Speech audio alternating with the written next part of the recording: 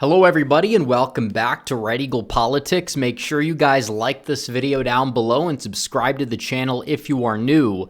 So we're 80 days away from the 2024 presidential election, and Donald Trump, once again, he was losing in the betting markets for a while. He was beating Biden significantly. He was at 72%. Then after the Harris entrance to the race, the Biden departure, the honeymoon period, Kamala Harris led Trump by 10% in the betting markets. That lead has basically all but been erased, partially because Kamala Harris and her campaign are starting to flame out right before the DNC. They're hoping the DNC actually can keep them afloat, and they have a lot of potential chaos with some of these, Palestine protesters that are going to be potentially causing some havoc in Chicago. We'll have to see what happens on that front. But either way, Donald Trump, he shook up his campaign a little bit. He's getting his messaging back on track, and already he's starting to go up in the polls. And Kamala Harris, after some of her more wacky proposals, is starting to fall. Some of these swing states, they've inflated her odds up a little bit in the betting markets, but not exactly where she would like to be, this close to election day either, because you talk about momentum. Betting markets, they're not perfect at all, and we know that, but it shows that people were starting to bet money on Harris, and then they're saying, nuh-uh, not so fast, not as things stand today. And you talk about Kamala Harris, she's now getting called out by the liberal media. CNN also did a whole segment on why Kamala Harris's only economic proposal that she did not steal from Donald Trump or J.D. Vance, by the way, does not exactly work. And they're saying maybe when your opponent calls you a communist, maybe don't propose price controls, because that's what Kamala Harris is basically doing. There's this conspiracy that the only reason why inflation is up is because corporations are greedy. Well, guess what? Corporations, by their logic, have always been greedy. And if you look at the actual corporate profits, after the first big recession back in 2008, 2009, when people started to get their jobs back to an extent, corporate profits did begin to rise. And then the same thing happened after COVID. But when inflation was at a record high in 2022, corporate profits were falling. And in 2023, when inflation was still much higher than the Trump era, corporate profits were actually in the negatives on average. So you want to talk about corporate profits and price gouging in these corporations. Oh, it's greed. No, it's not greed. They can barely stay afloat. In fact, they're arguably not gouging at the level that they need to be at this point just to make a profit, just to bring in a profit. You talk about price and wage controls and rent controls. We've seen it all across the world. We saw it in the Soviet Union. We've seen it in Venezuela. We've seen it in all sorts of these, socialist, communist countries. And, Donald Trump back in the day, in 2020, he attacked Biden as a socialist and didn't exactly stick. But when you look at Kamala Harris, it's a little bit of a different ballgame here. Her father was a Marxist economist, and she's proposing Marxist policy objectively. There's a reason why Bernie Sanders is praising her. There's a reason why Bernie Sanders is praising her VP pick. There's a reason why her VP pick has gone out there and said, well, socialism, you people call it socialism. I just call it neighborliness. Yeah, so neighborly to destroy the economy, cause food shortages, because that's exactly what price controls do across the globe. She's giving Donald Trump campaign fodder, and they know this. And that's why even the liberal media is pushing back, because they have to. They have to. The policy is so outlandish that they even have to say, you know what, this is bad. And they say it's hard to exaggerate how bad Kamala Harris's price gouging proposal is. It's true. You want to destroy the economy, persecute your political opponents, flood the country with, tens of millions of illegal aliens, many of them criminals, into this country. That's their plan. They're turning it into a third world country. That's the agenda. Just like California in many instances. San Francisco used to be one of the most beautiful cities in the entire country, in the entire world, before Kamala Harris became their DA. Now, years later, it's become a total dumping ground. And that's what they want to do to the rest of the country. They've done it to much of California. You have the elite areas with the very expensive homes that are still very, very nice, but you got a lot of areas where people are living in squalor. They want that to happen to the rest of this country. And that's why this election is so important.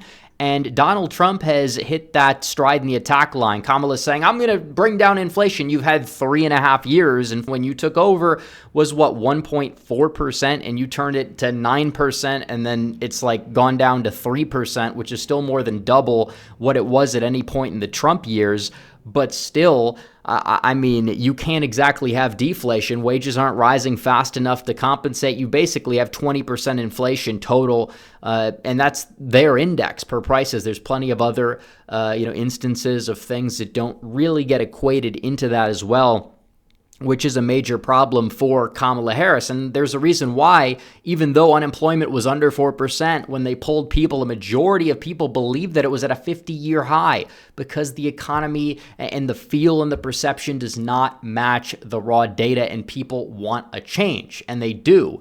And, even though Kamala Harris in some of these polls has gained in some of these states, there's a little bit more to the story. We have new polls that get released today out of the New York Times. We've already covered their battleground polls for the Rust Belt and how they oversampled Biden 2020 voters, undersampled Donald Trump 2020 voters in the callback. If it's like 1 to 2 points, it's whatever. But if you have like a Biden +9 Wisconsin sample from 2020, that's malpractice. You got to adjust that. It's a response bias. And in terms of the polls we saw out of Georgia and Nevada, they're very different than the polls we saw out of North Carolina and Arizona. And you could say, well, you just agree with the results in Georgia and Nevada, but the polls make more sense objectively, and you can look into the polls and the questions that they asked and the callback samples. They were vastly different in North Carolina, vastly different in Arizona than they were, in the other 2 states that they polled, where the results are far more plausible. And you can look into this poll a little bit further, and you can see this. You look at the approval ratings for J.D. Vance in Arizona.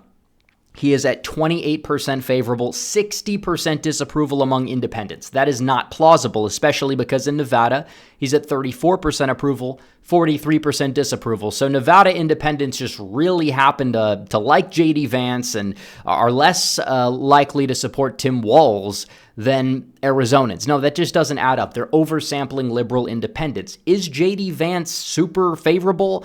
No, but a lot of people don't really know who he is. And the people that disapprove of Vance tend to be people on the left, and that's all they've been able to talk about. That's why he's got a net favorable rating in the negatives. If you look into the polls, Democrats, like 80 to 90% of them have an unfavorable view of Vance, but Republicans, only like 60 to 70 have a favorable view. There's not a lot that have an unfavorable view. It's just that there's a lot of undecideds. They don't know. Maybe they don't fully trust him yet.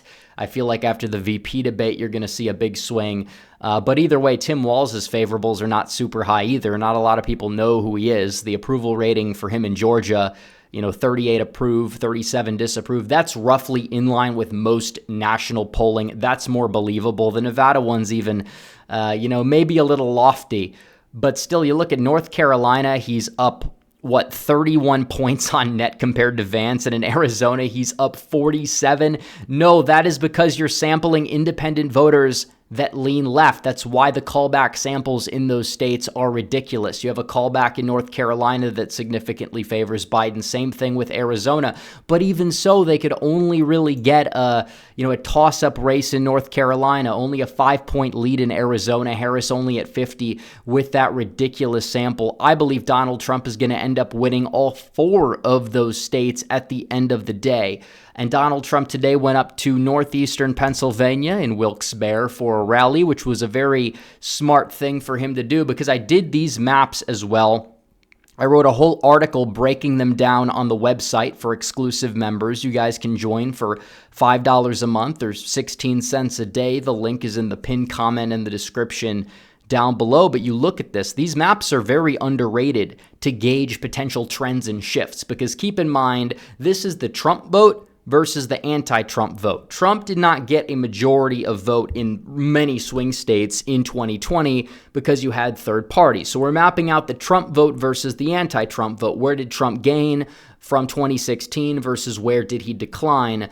And in much of Pennsylvania and much of Michigan and nearly everywhere in Wisconsin, besides marginal dips in like 5 counties, Donald Trump gained. But Eastern Pennsylvania, northeastern Pennsylvania in particular, where Joe Biden did have a specific connection to the area, a lot of which was embellished for political gain. And if Biden was the nominee, he would do poorly in that region. But you look at this and it's like Donald Trump, that's a place where he faltered, partially because not necessarily Trump was seen as negative, but also Biden was able to peel off some of that soft support. And now Biden's not on the ticket. You have Kamala Harris, who has no connection to that white working class in the region.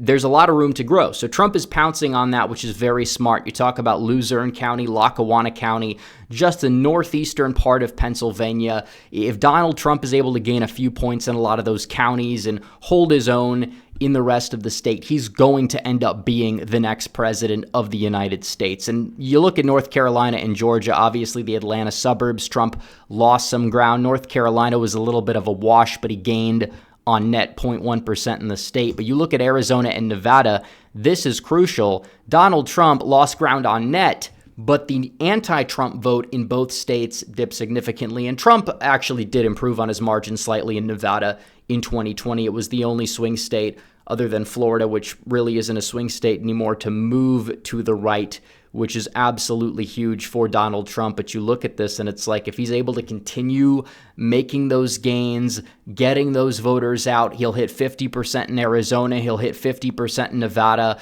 and it seems like Pennsylvania, Wisconsin, those are states that he's going to easily be able to pick off if he keeps doing what he's doing and Kamala Harris continues to falter. This is very much Trump's race to lose. He is very much the favorite, and Kamala Harris is just going full insane. Either she's trying to rip off Trump's policies, which never works, by the way, makes her look bad, or she's trying to essentially propose these policies that are more in line with the very far left Marxist policies that she was supporting back in 2019.